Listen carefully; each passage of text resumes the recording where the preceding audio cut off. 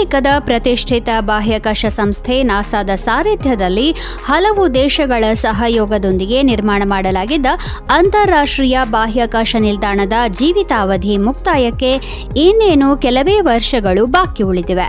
ಅಂತಾರಾಷ್ಟ್ರೀಯ ಬಾಹ್ಯಾಕಾಶ ನಿಲ್ದಾಣದ ಜೀವಿತಾವಧಿ ಮುಗಿದ ಬಳಿಕ ಅದನ್ನು ಸುರಕ್ಷಿತವಾಗಿ ಭೂಕಕ್ಷೆಯಿಂದ ಆಚೆಗೆ ಅಂತರಿಕ್ಷಕ್ಕೆ ತಳ್ಳಬೇಕು.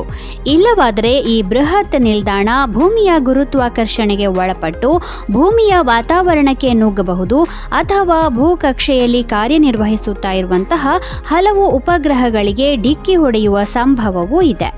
ಈ ಹಿನ್ನೆಲೆಯಲ್ಲಿ ವಿಶೇಷ ಶಕ್ತಿಯುತ ಬಾಹ್ಯಾಕಾಶ ನೌಕೆಗಳನ್ನು ಬಳಕೆ ಮಾಡಿಕೊಂಡು ಈ ನಿಲ್ದಾಣವನ್ನು ಭೂಮಿಯಿಂದ ಆಚೆಗೆ ತಳ್ಳಿಬಿಟ್ಟರೆ ಅದು ವಿಶಾಲ ಅಂತರಿಕ್ಷದಲ್ಲಿ ಕ್ಷುದ್ರ ಗ್ರಹಗಳ ರೀತಿ ಅಲೆಯುತ್ತಾ ಇರಬಹುದು ಅಥವಾ ಬೇರೆ ಯಾವುದಾದ್ರೂ ಕ್ಷುದ್ರ ಗ್ರಹಕ್ಕೆ ಡಿಕ್ಕಿ ಹೊಡೆದು ನಾಶವಾಗಲೂಬಹುದು. ಇದೊಂದು ಅತ್ಯಂತ ಮಹತ್ವದ ಜವಾಬ್ದಾರಿಯುತ ಕೆಲಸ. ನಾಸಾವು ಈ ಹೊಣೆಯನ್ನು ಸ್ಪೇಸ್ ಎಕ್ಸ್ ಸಂಸ್ಥೆಗೆ ವಹಿಸಿದೆ. ಹಾಗಾಗಿ ಬಿಲಿಯನೇರ್ ಉದ್ಯಮಿ ಎಲಾನ್ ಮಸ್ಕ್ ಒಡೆತನದ ಸ್ಪೇಸ್ ಎಕ್ಸ್ ಈ ಕಾರ್ಯವನ್ನು ನಿಭಾಯಿಸಲಿದೆ. ಐಎಸ್ಎಸ್ ಅನ್ನು ಭೂಕಕ್ಷೆಯಿಂದ ಹೊರಕ್ಕೆ ತಳ್ಳೋದು ಹೇಗೆ? ಅಂತಾರಾಷ್ಟ್ರೀಯ ಬಾಹ್ಯಾಕಾಶ ನಿಲ್ದಾಣವು ನಿಗದಿತ ಕಕ್ಷೆಯಲ್ಲಿ ಭೂಮಿಯ ಸುತ್ತಲೂ ಗಿರಕಿ ಹೊಡೆಯುತ್ತಿದೆ.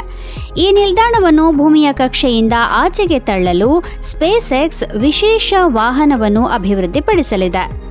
ಈ ಕಾರ್ಯಾಚರಣೆಯ ಮೇಲುಸ್ತುವಾರಿಯನ್ನು ನಾಸಾ ಸಂಸ್ಥೆ ವಹಿಸಿಕೊಳ್ಳಲಿದೆ. ಈ ಕಾರ್ಯಾಚರಣೆಯ ಒಪ್ಪಂದಕ್ಕೆ ನಾಸಾ ಜೊತೆ ಸಹಿ ಹಾಕಿರುವ ಸ್ಪೇಸ್ ಎಕ್ಸ್ ಸಂಸ್ಥೆ ಇದಕ್ಕಾಗಿ ಭಾರೀ ಮೊತ್ತ ಪಡೆಯಲಿದೆ ಎಂದು ಹೇಳಲಾಗಿದೆ.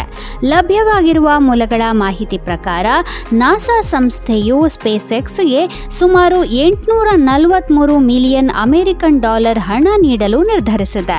ಅಂತಾರಾಷ್ಟ್ರೀಯ ಬಾಹ್ಯಾಕಾಶ ನಿಲ್ದಾಣದ ಇತಿಹಾಸ ಹೀಗಿದೆ. 1998ರಲ್ಲಿ ಅಂತಾರಾಷ್ಟ್ರೀಯ ಬಾಹ್ಯಾಕಾಶ ನಿಲ್ದಾಣದ ಅಭಿವೃದ್ಧಿ ಕಾರ್ಯ ಶುರುವಾಗಿತ್ತು. ಈ ನಿಲ್ದಾಣದಲ್ಲಿ ಭೂಮಿಯ ಮೇಲೆ ಮಾಡಲಾಗದ ಹಲವು ವೈಜ್ಞಾನಿಕ ಸಂಶೋಧನೆಗಳನ್ನು ಕೈಗೊಳ್ಳಲಾಗಿತ್ತು.